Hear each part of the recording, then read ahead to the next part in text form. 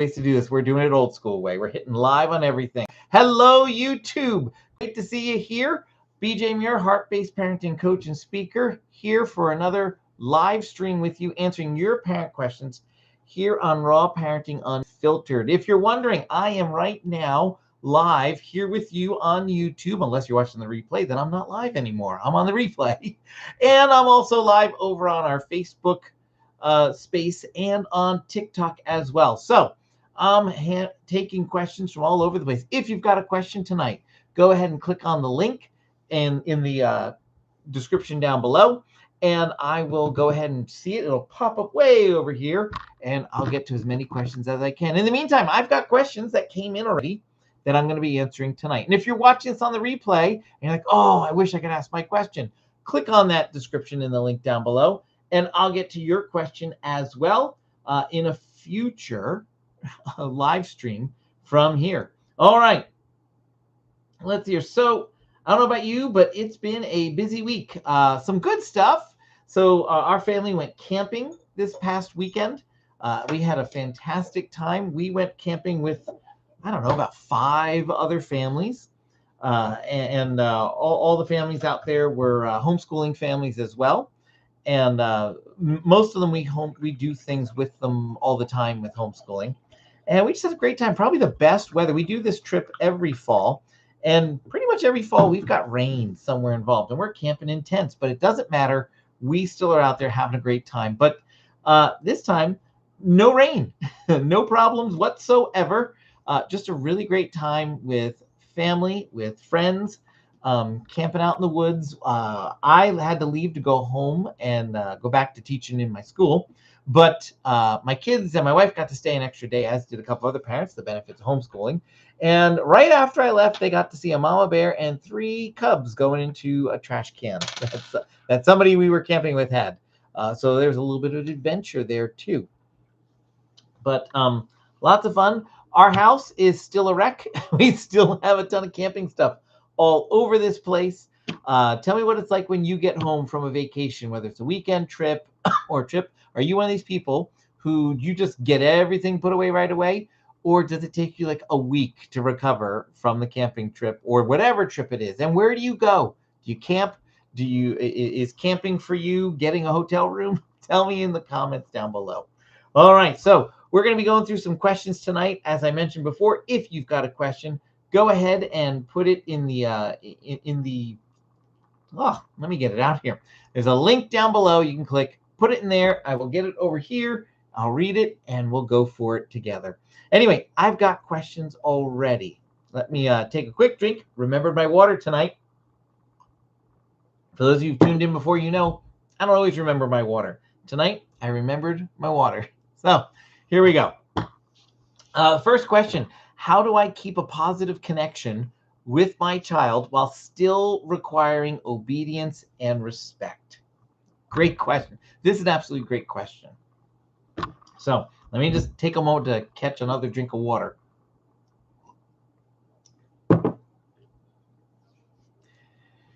If you find it challenging to connect with your kid because you're also trying to expect them to obey and to be respectful, there is a way to balance this little juggling act we're doing, and it's called connection.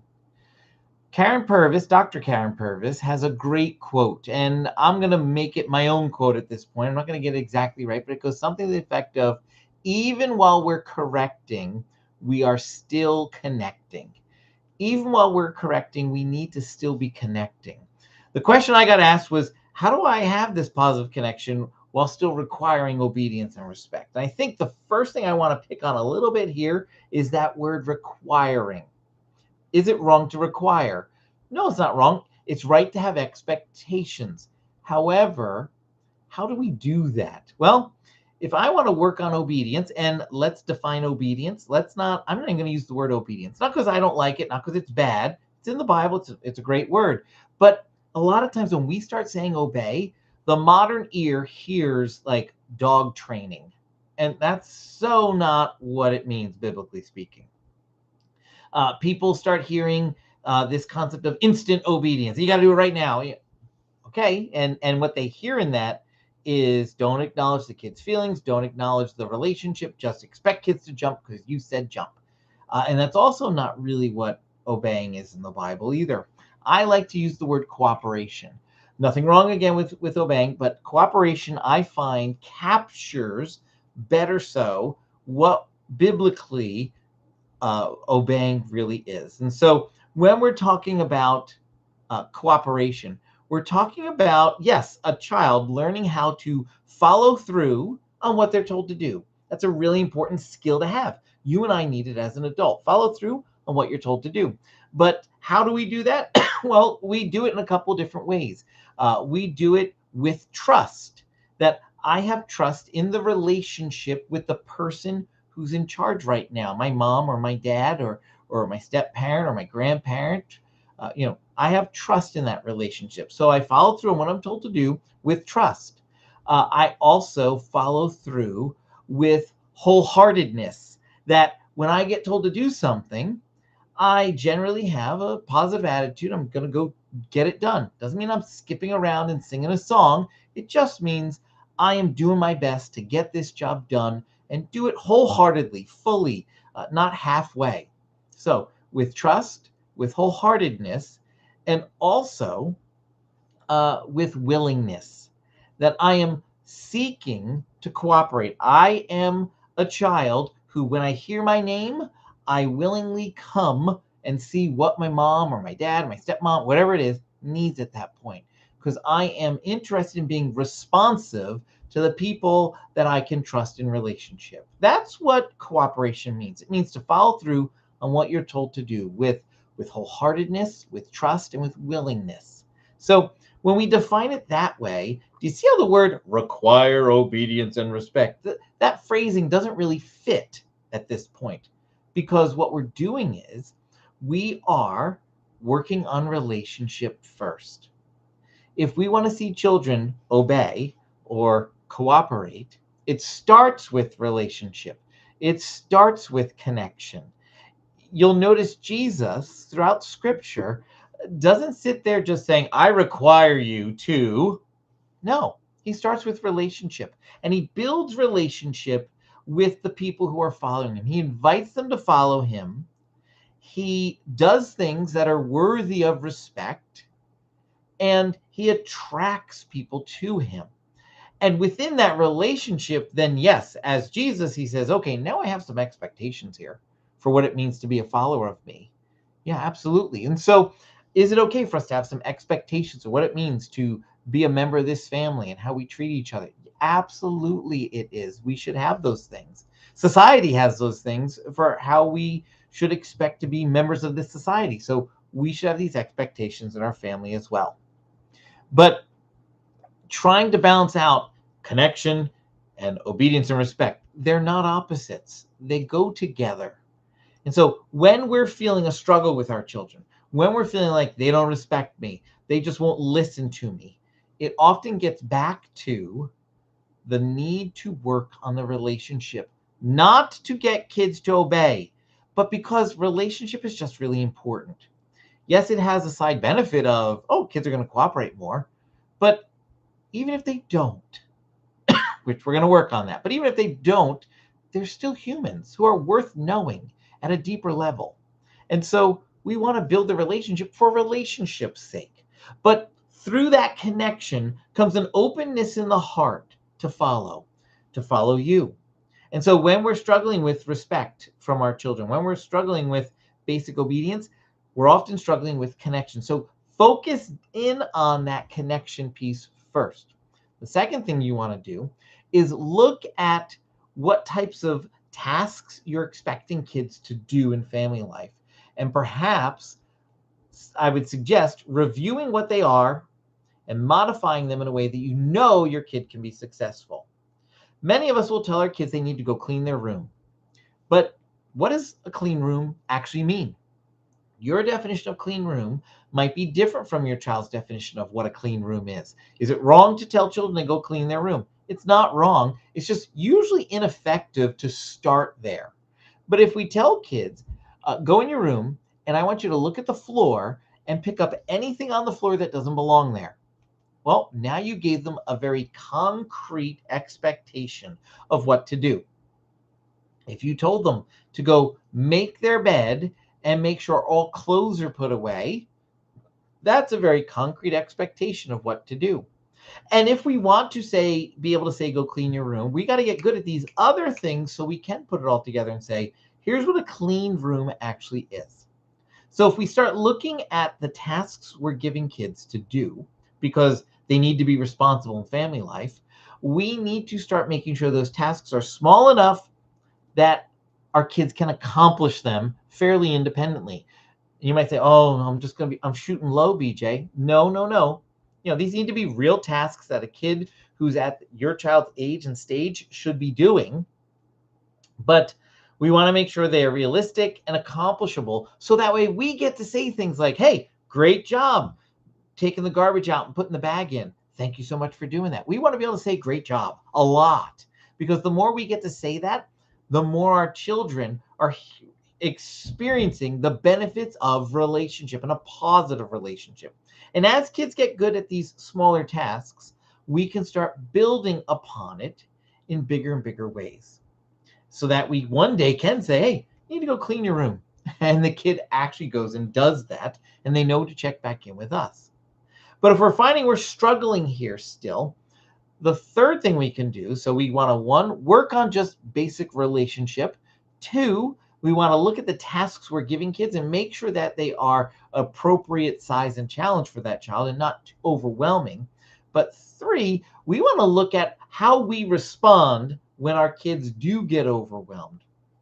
When our children get overwhelmed, it is very easy to look at them and say, come on, let's go, Ray. Are you serious? Again with the tears? Come, let's go. Am I the only one? Is this the only one? Does anybody else struggle? Yeah, a lot of us do. Because oftentimes we're tired, we're overwhelmed, we're worn out. There's way too much going on. We didn't expect to have to follow up with this kid. We expected to say, go do this thing, and they would just go do it, and they're not. And so we take it out on the kid with our complaining and moaning about how they're doing this. But did your kid sit there and decide to cry? No. They didn't sit there going like, oh, I can't wait to mess up her day. I can't wait to blow his afternoon. Nope, not at all. So we have to get better ourselves. And when our child breaks down a little bit in tears or just like, oh, I got to do this, we need to sit back and not get offended by it. And we need to say, whoa, that's a really big response. What's going on? I didn't say it was an okay response. I just acknowledged that this is a big response and I want to understand. I'm getting curious with this kid. And when this kid can pour out a little bit and maybe they say things like, I was really hoping to do this afternoon and I'm afraid I'm not going to get to do it because I have to do this whole thing. And we start being able to understand our kid better and connect with our kid and empathize with our kid. We still might have the same expectation that this thing needs to get done, but now maybe we help. Or maybe we define the task a little bit better and say, oh, you're being overwhelmed by something that you shouldn't be. It's not that bad. Here's the only things you have to do. Or sometimes say, oh, it's a shame. I know this is tough, isn't it? But this has to get done right now. And we encourage that kid to go ahead and get it done. But there's lots of ways we can respond when we take a curious stance rather than a judgmental stance. So if you're feeling this tug between requiring obedience and respect and building a positive connection, stop seeing those as opposites. Stop thinking I've got to require these things. Start saying I need to start from a place of relationship like Jesus does. And once I have that relationship in place, I start building cooperation on top of that and layering it in to deepen the relationship, foster the right aspects of the heart, like respect, like responsibility, like responsiveness, like thoroughness, like accountability. All these things are going to get built into our child's heart when we're working on cooperation. And if you're really wondering, how can I go deep on this and really get good at it? You probably want to check out JesusHelpMeParent.com/connected cooperation. It's a pretty brand new, about a month old, parenting mini course I built. It covers the first couple of weeks of my one-on-one coaching program that I do with families. And it helps you see, how can I build relationship, build connection, and still work on cooperation. And what do I do when the kids don't cooperate? How do I respond when kids start getting off track as well? That's in there as well, because we need that. Because even when we're correcting, we can still be connecting. You go ahead and make connection a higher priority, and you'll start finding kids who willingly cooperate and who show respect naturally. All right. Thank you so much for that question. Very good question indeed. It's one that lots of parents struggle with. I'm going to take a tour around the different places. We're live on YouTube. We're live on Facebook. We're live on TikTok as well. So let's see here. Let's see. Ali, thanks for joining us. If you got a question, throw it into the chat here. Love to see your questions. Looking over here. Barbara Sargent, hello. Oh, wow. And you're in Maine right now. Yes, I'm doing really well. So for those of you who don't know, we're talking to a celebrity in my life. So Dr. Sargent was my first principal, hired me fresh out of college as a first grade teacher. And I would ask Barb, I say it all the time. Whenever I tell stories about Barbara Sargent, I always say I'd totally go to work for her again in a heartbeat. She was a fantastic principal. She was so committed to children. She was still is so committed to children, so committed to her teachers, so committed to seeing excellence in learning, and just the environment that I was really privileged to professionally grow up in while I was with Barb, and obviously the people who followed her too. It was a wonderful environment. I don't think I have found, and I love where I am now, but I don't think I have found such a wonderful and professional environment where teachers and administrators could collaborate together for deeper learning for children. And where I saw some amazing things happen in my classroom and lots of classrooms. So, Barb, I'm excited for you up in Maine. I'm excited to get you back down to New Jersey, even though I'm over in Pennsylvania. But cheers to you up there. And it's great seeing you on Facebook as well. Seeing your boys and all the stuff that's going on there, and seeing you in a seeing you in a blue, what was that? Some sort of a bird mascot costume. I loved that because, again, this is Dr. Sargent, who was, we followed Dr. Sargent as our principal. And there she is in this blue mascot uniform, just being Barb. And it was great to see. So thanks for jumping in here, Barb. Great to see you here. All right, let's take a look at some more questions we've got here. Oh, I'm so glad now that I'm live on all three platforms, because I wouldn't have gotten to see that one tonight if I wasn't. All right, next question here. Let's take a look here. All right. How do I build more teamwork at home so it doesn't feel like I'm battling my kids all day long? Amen. If you feel like that, put it in the chat. Go ahead and type it wherever you are. If you feel that way, it is sometimes a battle to build teamwork at home. If it's a battle for building teamwork in your family when you're just trying to get things done, let's talk. So many families are trying to accomplish things in life. We're packing to go camping. We are cleaning up the kitchen after dinner. We are trying to get out the door for church or for school. And we need everyone to jump on the team and get things done. But boy, does it feel like a battle some days. In those moments, we need to be willing to be flexible. And we also need to be willing to look at our goals and be willing to adjust those as well. Many times, the reason the battle is happening is because we're feeling this tug of war between the relationships with our children and the goals and tasks we have. Sometimes those goals and tasks are ones we just have and we want to accomplish. We really are hoping to do a deep clean in the playroom today. We're really hoping to shut down the backyard garden for the fall and get it ready for winter. We have this big task we're trying to accomplish. And sometimes that's a self-imposed task that we're trying to accomplish. And we need to be willing to be flexible in that moment and say to ourselves, how I get this job done is as important as accomplishing the job itself. Because if we get to the goal, but I have run over all my kids to get there, it really isn't worth it. So how we get the job done is as important as getting the job done itself. The real challenge comes, though, and you know it, is when this goal we have is not self-imposed, when it's externally imposed. We have an appointment at the doctor's and we're running late. We have to get to this event and we don't have time for all this stuff. We need everybody jumping on. So how do we handle this? A couple things that you can do. First, let's back out of the high pressure, high stakes situation, because when we are under pressure to get something done, we got to get out the door at this hour, we have to do this thing, whatever it is, that's like the final exam. And we're not passing the final exam if we're not practicing the skills we need for the final exam in a lot of ways earlier on in family life. One of the things we need to do is we need to grow comfortable giving instructions to our kids. We need to be comfortable having our children hear their name and come over and say, yes, mom, yes, what's going on? We also need to be comfortable with not yelling for them from across the hall, because that's a little rude, going into the room they're in and kindly calling them over.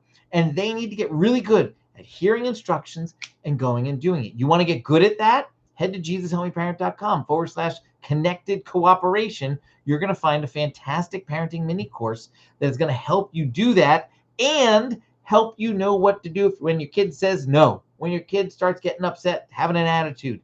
All of that's packed in there. Go check it out. JesusHelpMeParent.com/connected cooperation. You're going to absolutely love it. And it's super simple, priced really well, but powerful. And I've seen it work with so many families. So we have to get really good at giving instructions. When we're saying things like, could you please put these shoes away? That's not an instruction. That's a request. And when you say, could you please, you're asking your child. Your child's free to say no at that point because you're asking, right? Why are we asking? We're asking because we're trying to be polite. That's respectable. And we're trying not to be bossy. That's commendable. But this phrasing is confusing. You and I don't like this when we have a boss who does this. So tonight I'm live and I just saw my first principal when I was a first grade teacher fresh out of college. She just came on and said hi. And when I think about her, again, I always say I'd go work for her in an instant again. She was crystal clear. You knew exactly what she expected.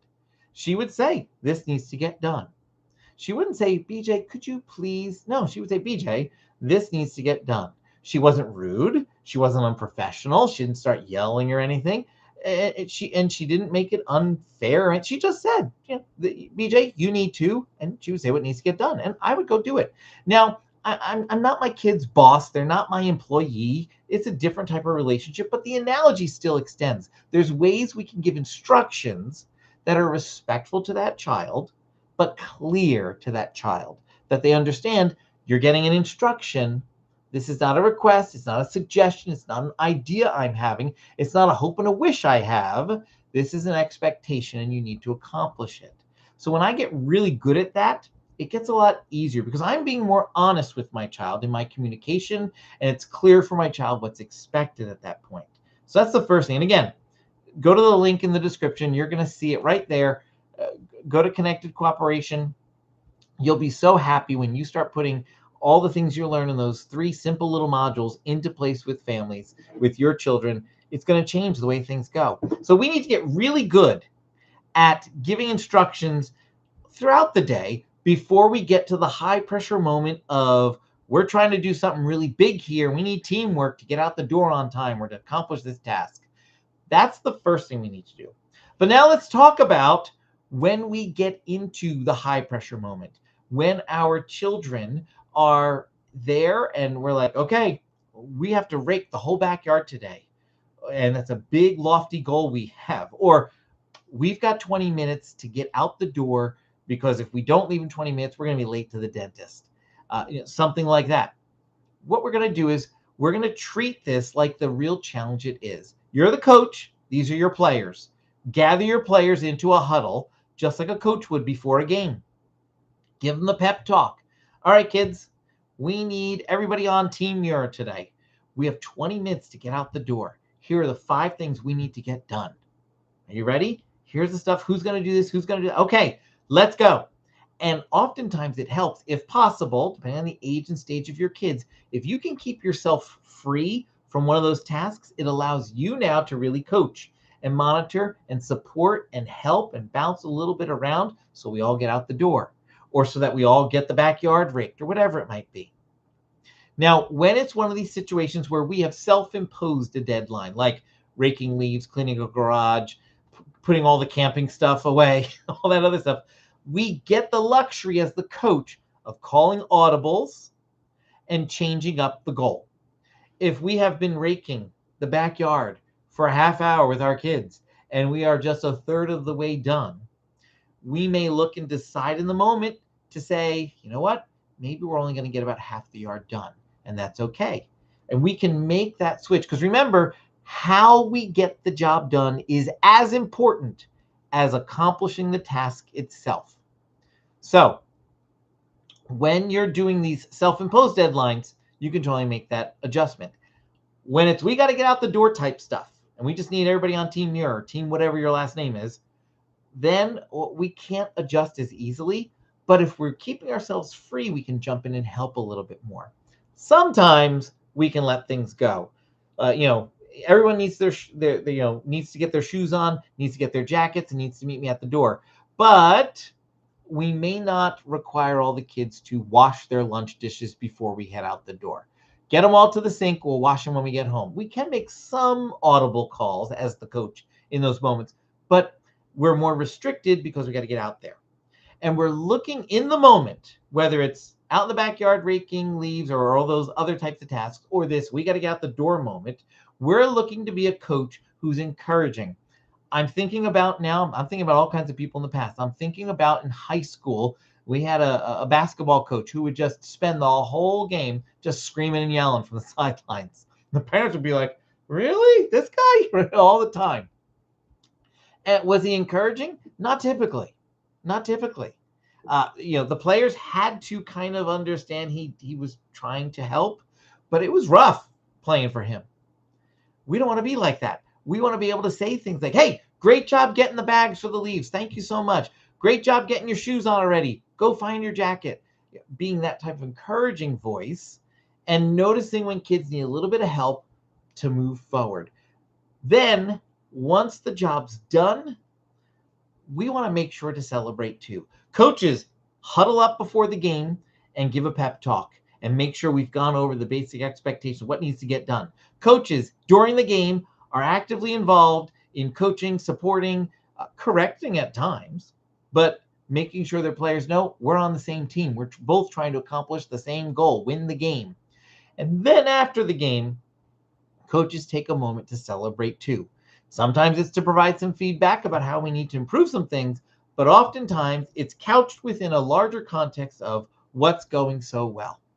And so you want to look at these bigger tasks where you need teamwork as opportunities to play that role of coach with your kids. You start doing that and you'll start seeing these moments go a lot smoother. But I'm telling you, this is the final exam. You got to practice these types of skills in the everyday routines of family life. Again, go to JesusHelpMeParent.com/connected cooperation, and you will find lots of solutions to help you there. Thanks so much for that question. I appreciate it. All right, I'm going to take a look around the place here. Lynette, good to see you. Welcome, welcome, welcome. Thanks for the hearts. Totally appreciate it. And Lynette, tell me if I'm doing this right. Lynette's like my TikToker who's helping me out. She's doing she's doing awesome. And if you don't know Lynette and your kids struggle with math in any way, shape, or form, you want to go over to TikTok and go to Learning with Lynette. She does abacus math, and she's just awesome. So go follow her over there. But tell me if I'm doing this right. I'm going to tell people on TikTok, like, there's something up here, like a little heart or something. You're going to hit that sucker for me. And that's going to help you, one, follow me. That's going to help you, two, know when I'm going live. And three, it's going to help people just like you that are enjoying this content find me as well, so that you can find me too. All right. Thanks so much. Lynette, tell me if I did that the right way or not. All right, and excellent choices over here on YouTube. Let's see, excellent choices writing a bunch of stuff. Please give an example of an instruction and what to say when the child responds with "okay" in a minute, and then they don't do it. Oh, I love this. We're doing that. Excellent choices. Then excellent choice. Well, good idea. Keep yourself in the coach mode. Do a pep talk, hoping the best outcomes for all parents, teachers, and coaches, and the relationships they are creating with their words and actions. Actions, the children in their lives. We're on the same team. Wonderful. All right. So excellent choices here on YouTube. Let me talk about your question there. What do I do when I give my kid a direction and their response is, "Okay, mom, I'll do it in a minute"? I'm so happy for this type of a question when it comes to me because there's a lot of things going on there. Let's notice the first thing. One, our child responded with "okay." What does that tell me about what's going on in the heart? It tells me this child is looking to cooperate, and that's good. "Okay, mom, I'll do it in a minute." "Okay, mom" is great. Fantastic. We want to keep that. We want to acknowledge that part of it. But "I'll do it in a minute" is something we want to work on a little bit. BJ, are you saying kids have to jump and do it right now? Well, not exactly. Let's define cooperation real quick. Cooperation is when we're following through on what we're told to do. That's a really important part of cooperation. I'm a child. I'm following through on the thing I'm told to do. How am I doing that? I'm doing it in three ways. Now, you think because I'm a Christian, I'm about to say instant, complete, and cheerful, or in a happy way, in a quick way, no. I have at times used that first one, instant, complete, and cheerful. But I've discovered in the last couple of years how I mean that and how the culture currently understands that are two very different things. And so I am shifting my language so that parents can really understand what that means. So I'm going to give you three ways kids can follow through on what they're told to do. One, they need to do it with trust. With trust means I have a relationship with the adult who's giving me the instruction. And so I can trust that they want what's best for me. And so because of that trust, I can do it too willingly. Because I have trust in the relationship, I can do it willingly. And willingly means I'm being positive. This is that whole like cheerful idea. People heard cheerful and they thought that meant like, or with a happy heart, something like that. And they thought that meant your kid has to have this fake plastered on smile. We should see little bluebirds like in a Disney movie chirping away and some mice singing the song as we skip our way over to the garbage can to take the garbage out. Like, no, that is not realistic at all. That's not human. I mean, it's garbage, okay? Like, no. So I like to say willingly, because willingly just means saying something like this kid said, "Okay, mom, that's willing. It's garbage they're being told to take out. Are we really going to get that positive? No. Okay, mom, that's great. That's willing." So with trust, because I have a relationship with you. Willingly, because I can willingly do things that people who I trust tell me to do. And third, wholeheartedly. Wholeheartedly is when I look to do the job fully. I look and say, "Okay, I'm taking out the garbage. That also means I need to put a new bag in. I want to make sure to maybe tie the garbage off when I take it out so it doesn't spill open when I toss it into the can. Maybe it's garbage night and I'm going to go, ooh, I should also take the can to the street too." Like wholeheartedly doing it fully like that. So that's really what cooperation is.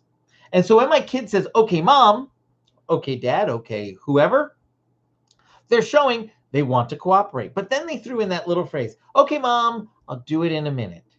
And let's talk about that. There's nothing wrong and something wrong all at the same time. We have to look at this child in this moment. If this child uh, has a really strong relationship with us, if they are generally really responsible and good about doing things, there's sometimes where a kid might just say that, "Okay, mom, I'll get it in a minute." And we might say, "Oh, yeah, that's not a problem."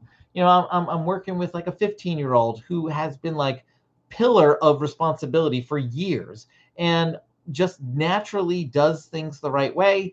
They just say, "Okay, mom, I'll get to it in a minute." And they are always good about following up by that.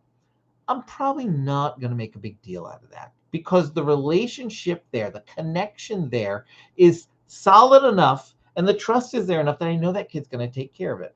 But I'm imagining that my friend here who's asking this question is talking about the kid who has a habit of saying, okay, mom, I'll get to it in a minute, and it never gets done. This kid needs us to respond a little bit differently because this child is not learning to be as responsive as they need to be. And so a lot of times we want to do two things. One, we took the time to get close with this kid, to not just yell across the house. We've noticed, okay, this kid is in the middle of doing this thing and we're interrupting. So we're making that decision as a parent. They need to learn to be okay with letting go of it for a minute, doing that job, and coming back. So for some of our kids, they need to learn to just say, okay, mom, I'll get right on it. And that's great. For other kids, they might be ready to do something that we call the wise appeal. What's the wise appeal? This is the chance to give your child voice into this situation. Maybe that child is saying, okay, mom, I'll get to it in a minute, because they're in the middle of finishing up their math homework and they have 2 problems left. Maybe they are in the middle of a really complex part of building a Lego structure and it's kind of in this delicate moment. All right. There's some reasons why we might be okay with a kid who says, okay, mom, we'll get to it in a minute. But we want to phrase it a little bit differently. We want that kid to learn to say, okay, mom, I hear you want me to take the garbage out, and I will do that, but I have a little problem. I'm trying to finish my math homework up, and I have 2 problems left. Would it be okay if I finish these 2 math problems and then do the job? Or I'm trying to finish this Lego structure I'm building and I'm at a critical point. Would it be okay if I put these 2 bricks on to stabilize it and then go take the garbage out? Like right there, what did my kid do? They said, okay, mom. Great, you're willing to cooperate. They explained, oh, I have a problem. I have this thing I need to do or I want to do, and I want to cooperate. Let me explain that little tension I have. And then they said, may I? They made a request. Rather than just say, okay, I'll do it in a minute, they're making a request. Now, if you get a kid who responds like this, how hard is it really for you to say, okay, sure, no problem? I wouldn't have that big of a problem telling that kid, no, go ahead, do that. Now, if this is habitual, every single time I give an instruction, this is the type of stuff I get, I'm going to shift my parenting because what I'm seeing is a heart that isn't as easily shifting over and letting go of something and embracing an agenda that a parent has for a brief period of time. And kids need to get good at that because that teaches them flexibility. And so for that kid, I might say, I want to say yes because it is pretty easy, but I notice you keep saying this type of response, and I want you to get good at being okay with hearing no sometimes. So I'm going to say no right now, but you did a great job of asking that way. But I know it's just, this is a continual habit. I want you to break it first. So I have to say no, go get the job done and get right back. You know what? I'll even help you. I'll go line the garbage can for you. Like, whoa, look at that. I met them a little way there. I met them halfway, right? Like, this is a relationship. This is my kid. I love you. I'm trying to work with you here. I'm trying to raise you, though, to have a heart that's flexible, that's responsive, that learns how to be responsible and accountable, all those types of things. But for other kids, when they just make that request in that wise appeal way, I'm going to say, sure, no problem. Yeah, that makes sense. Please come let me know when you're done with the job so we can check in together. And now I've made room in the relationship to allow my child to have some voice in this situation. And I can be flexible in all those situations. Remember what I said, though? Yes, it's okay sometimes just to say that's an okay response. When I have a solid relationship with a kid who's super responsible and I know it's going to get done. Other times, I'm going to teach the wise appeal. And hopefully, I get to say yes in those situations too. Thanks so much for your question. Excellent choices. Thanks for being here on YouTube. I'm going to check your channel out, see what you're all about, because you're saying we're all on the same team. I'd love to see what you're doing. All right, taking a look at TikTok. Thanks, Lynette. Oh, good. I said whatever I said perfectly. Thank you. Danny Whitelaw, welcome in here. You got a question, Danny? Go ahead and post it. We're taking live questions tonight. We do it every Wednesday night, 8 p.m. Eastern Standard Time. So glad you're here with us. And over on Facebook, we're actually broadcasting on Facebook, on TikTok, and on YouTube. And I know there's lots of ways to do it. I am totally old school in it. If you can old school live stream, I'm old school live streaming, where I just hit like go live, go live, go live on all of it. So that's what we're doing right now. All right, let me take a drink. I've been talking a while. I've got a list of questions. If you got a question, whether you're watching live or on the replay, you can throw it in the comments here if you're watching live. You can also throw it in the link, which is in the description or the first comment, depending on where you are. And it'll come up over here on this screen. So I'm going to do this big turn way over here and look thing. And then I'll read it and we'll answer it here. And if you're watching on the replay, I'll still turn and look way over here. And but it'll be on a replay, so you're not going to be here. And I'm going to answer it next week then. Okay. So 8 p.m. Eastern on Wednesday. So if you put something in there, show up again, and I might just be answering your question next. But I've got some questions already here. So let's take a quick look. Next question. All right. What do I do when my child flat out refuses to do a chore and digs in his heels? Okay. Yep. We got to deal with this. So what do you do when kids dig their heels in and refuse to follow your instructions? This is a typical problem every day in every family because at some point during the day, kids struggle. They don't want to do it for one reason or another. The first thing I want you to do is to remember your child didn't wake up today thinking, I can't wait to refuse to do that chore. That wasn't their plan today. It's happening right now, but they didn't plan it out this way. It's happening. Something else is going on deeper in the heart that we need to uncover. And so when children are refusing to cooperate, they are getting, I like to say, they're getting off track. And they need to get back on track. Think about a detour. When you're driving along and you see those detour signs, for me, I start to panic a little bit because I'm okay. I'm a good driver. You know, I get from point A to point B just fine. But if you put a detour sign up, I know how to get to point A, from point A to point B. But if there's a detour, I don't know if I'm going to get to point B. And that's a problem for me. And so I'm constantly thinking, okay, are there more detour signs? Like, is this well marked out, or is it like 2 detour signs and then I don't know if I'm going to get back to the main road?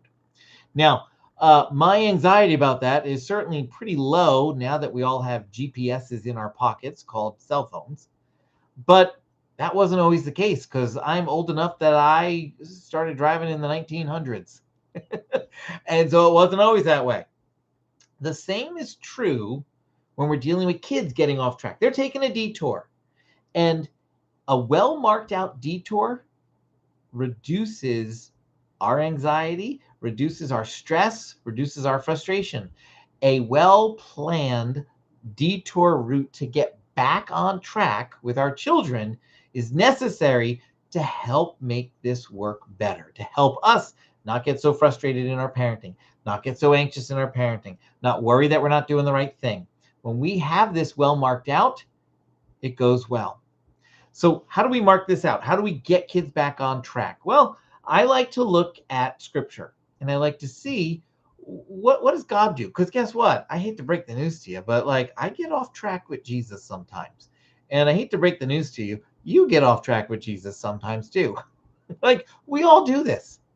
We all have negative responses at times. We get off track in our own behavior. So what does God do with us? Well, let me tell you what he doesn't do. When we do something wrong, when we get off track with Jesus, Jesus doesn't sit there and be like, all right, Peter, Paul, get me some of those lightning bolts. BJ's got it coming. Here we go. Consequences. Right? Like, that's not what he's doing at that point. It's not how it works. But all too often in our parenting, this is what we're doing. Our kid says, no, I'm not sweeping the floor. And we go like, if you're not going to sweep that floor, you can forget about, oh, you're not sweeping the floor? How dare you talk that way? You know what? None of blank for you. And we just start throwing consequences out right away, like lightning bolts. Expecting what? Expecting our kids to be like, oh, mom, dad, oh, that's what's going to happen? Oh, I'm so sorry. I'm clearly getting off track here in my behavior, and I can't believe some of my decisions here right now. You're so right. Thank you so much for those consequences to teach me in this moment. Like, said no kid ever. All right. If you have that kid, bj@jesushelpmeparent.com, please email me. I want to meet you because that's just not what we ever see. Right. What happens really? We throw the consequences out there like that, thinking we're going to get kids to suddenly realize this isn't worth it. And they're going to have this deep heart change. What do they do instead?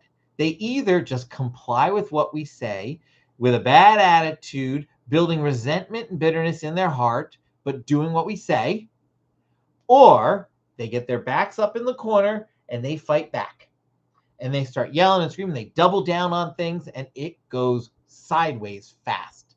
Why? We're not doing it the way Jesus does it. How does he do it? Jesus starts by using words with us. Jesus starts when we are getting off track by giving us his word. Have you ever been reading your Bible and all of a sudden, like, a Bible verse sticks out and you're like, whoa, yeah, I think Jesus is trying to tell me something here about the way I'm going wrong. Or you're looking at the Bible verse of the day on your app or your calendar and you're like, ooh, that's really speaking to an issue I have right now. Or you show up at church and pastor doesn't know anything about what's going on, the sin issue you're dealing with, but it feels like pastor's sermon is just all about you. That's the Holy Spirit knocking on your heart going, deal with this, deal with this. I'm sending you my word. So we want to use our words with our children. We want to give them redos. We want to say things like, whoa, that's disrespectful. You need to try that again. Or trying our words going like, wow, oh, whoa, you're really frustrated about this.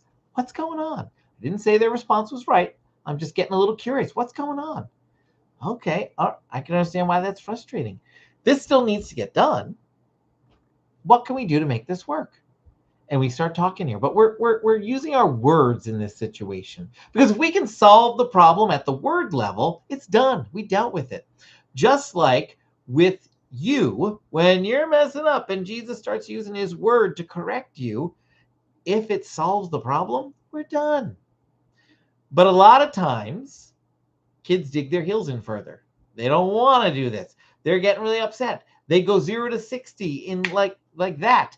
And now they're really angry, screaming, yelling, crying, whatever it might be. Okay. We have a new problem. The new problem is we need to calm down. We can't keep dealing with the original problem of you're not doing what you were told to do. We now have to deal with the new problem of we need to calm so we can get back to addressing the heart issue behind this original problem.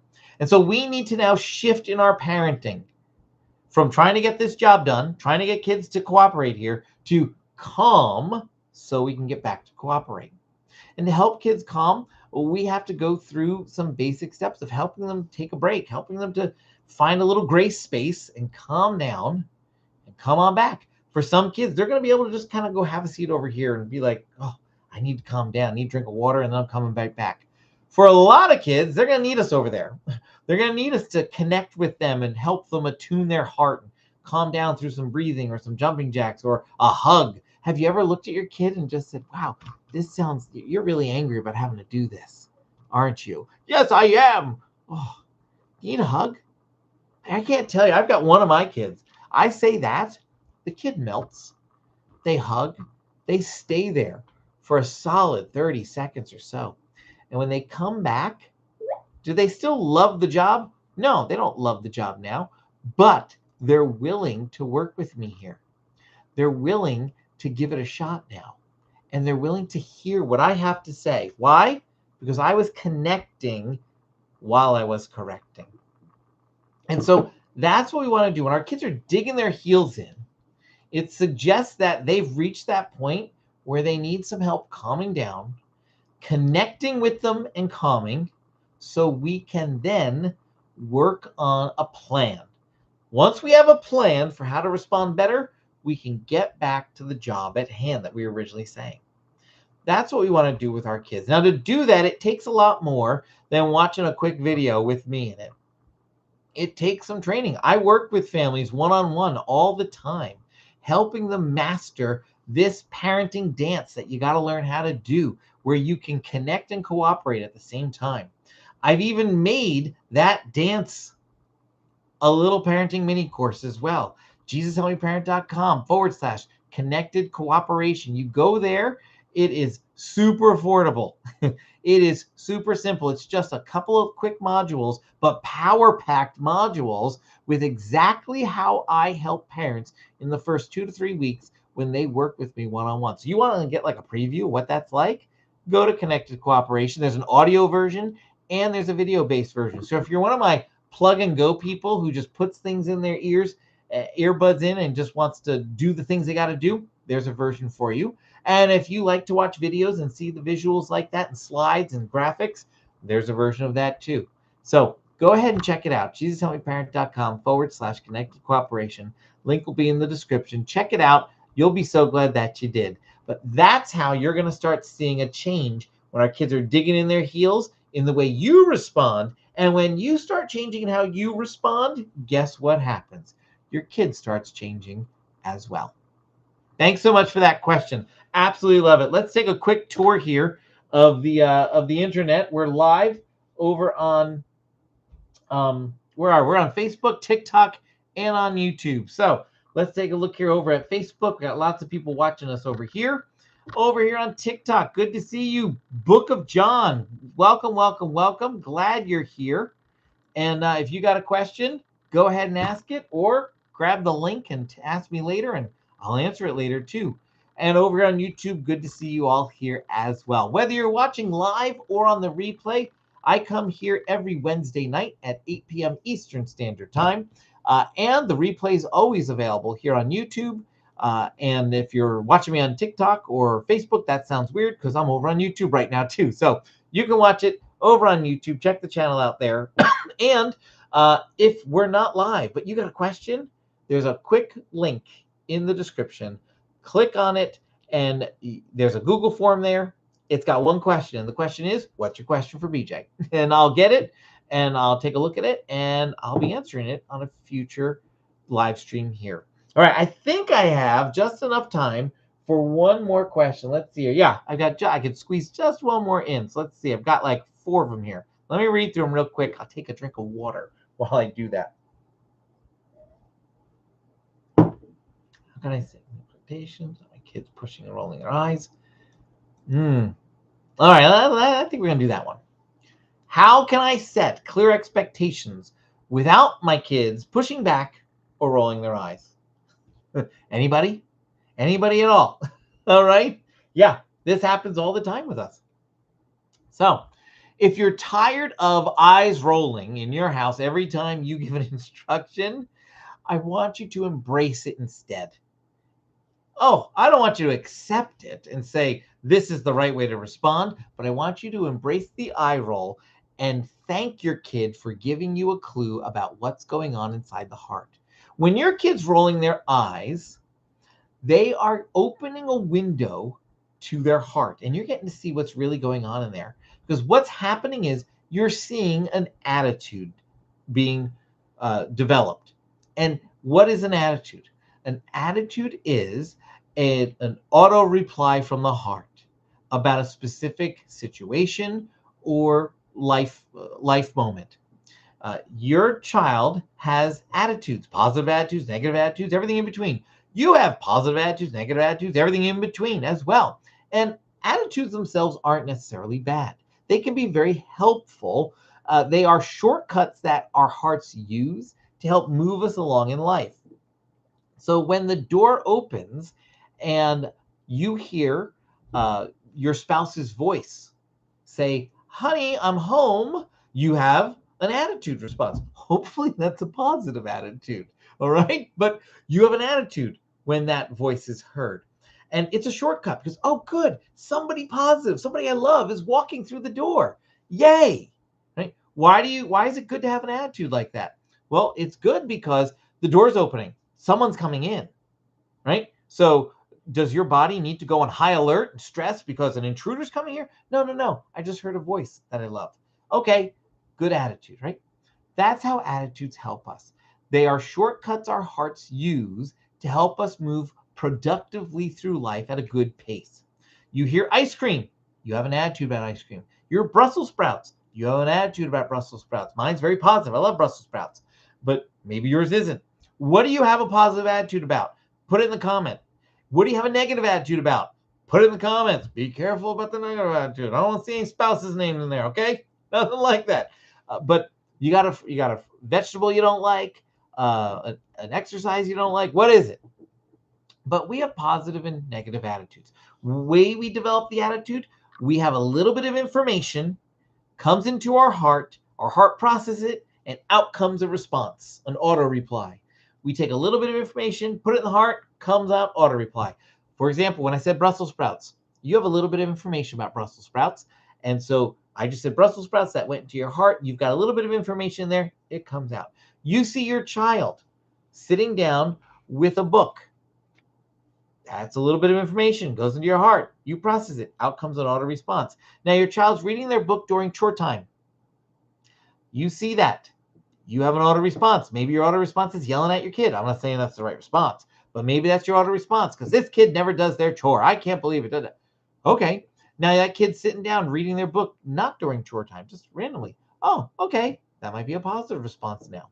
So there's a lot of factors that go into it, but that's what an attitude is. So when your kid is rolling their eyes, they're showing you their attitude. They're showing you their heart. And so when your kid does that, what doesn't work is you doubling down and telling your kid how bad they are for doing that. What works a lot of times instead is getting curious. Now, there's lots of ways to respond, and you might switch up how you respond, but I'm going to suggest getting curious is often a good response here. You might pause and say, whoa, I'm seeing an eye roll. What's going on? And see what your kid says. Because sometimes that extra information helps you understand what's really going on there. And sometimes what's really going on there is understandable, even though they expressed it with these eye rolls in a really immature way that we don't want to encourage. And so when they express like, oh, I was trying to do this thing tonight, and I'm afraid I'm not going to get time because I have to take my shower tonight, and I got to do my Bible study tonight, and I got to do it, and I'm afraid I'm not going to get done because now you're telling me I got to do this big job. Like, oh, okay, I understand that a little bit better now. So now I'm going to tell that kid, oh, I can understand why this might be a little frustrating. So instead of the eye roll, what you meant to say was, okay, Mom, but I'm a little worried about something. Can we talk? Try that now. Do you see what I did? I got curious. I heard a little bit, sounded somewhat reasonable, and then I corrected. And I gave the kid the right way to respond, and I asked him to do that then. And now we engage in a dialogue. And I might decide to put this on pause and go forward. But what am I trying to do? I'm trying to take this negative behavior of eye rolling. I'm trying to replace it with the proper response, which is, okay, Mom, okay, Dad. And sometimes it's, okay, Mom, okay, Dad, but I got a problem here. Can I ask a favor? Whatever it might be.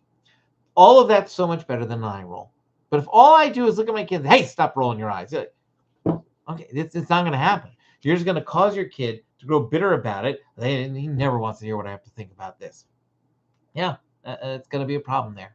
So we're going to do better when we're connecting with our kid this way and trying to hear what's really going on in the heart and then showing them the right way to express that. In the long run, that's going to help our kid with the eye rolls. And we're going to start seeing less pushback, less eye rolls, because your kid's going to feel heard.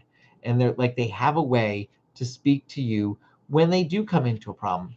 Now, this is an ongoing issue where your kid's just not cooperating at all. We got to get back to how to give instructions to kids, how to build cooperation, how to work on the relationship as well. And that's going to really help. I'll put a link in the description down below for a mini course I have that can really help you with that.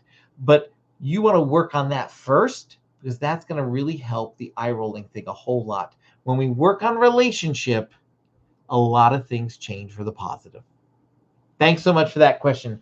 I really appreciate it. Now I'm looking at time, and I got to get going, believe it or not. It's been great. This hour has flown by.